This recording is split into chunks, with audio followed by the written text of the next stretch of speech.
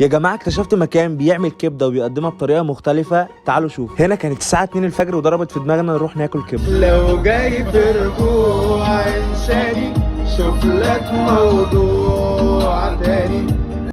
وقعدنا غنينا شويه ورقصنا لان الطريق طويل ده في كرداسه.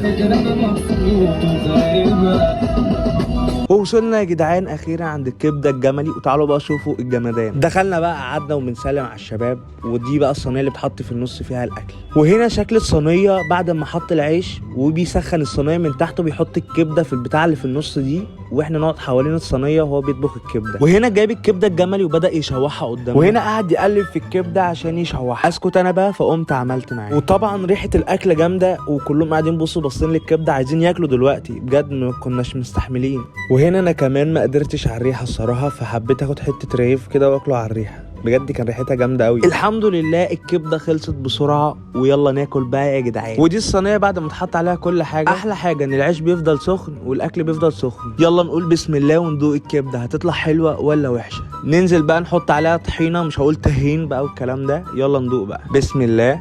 يلا 1 2 3. بجد يا جدعان اول مره اكل كبده جملي بالجمال ده. وهنا الشباب سابوني ومشيوا ومش عارف راحوا فين. ايه الغدر ده يا جدعان؟ مش هقدر امسح محلات. واخيرا خلصنا اكلة الكبده بسلام وكنا ماشيين مستمتعين قوي. نروح بقى نجرب العصير اللي هو ده. ما تيجوا يا جدعان نجرب رضعة القرد. ايوه رضعة القرد، انا اول مره اجربها، يلا بينا نجربها. وهنا ده بقى المكان اسمه ابو همام، واللي يعرف المكان ده فين يقول لي. وده بقى المنيو، وكل رضعة قدامها السعر بتاعها. وبدأ بقى يضرب الموز بالمكسرات باللبن بالبلح في الخلاط ويصبهم، وحط لنا عليهم عسل. غلف بقى رضعة القرد ويلا ندوق بقى رضعة القرد.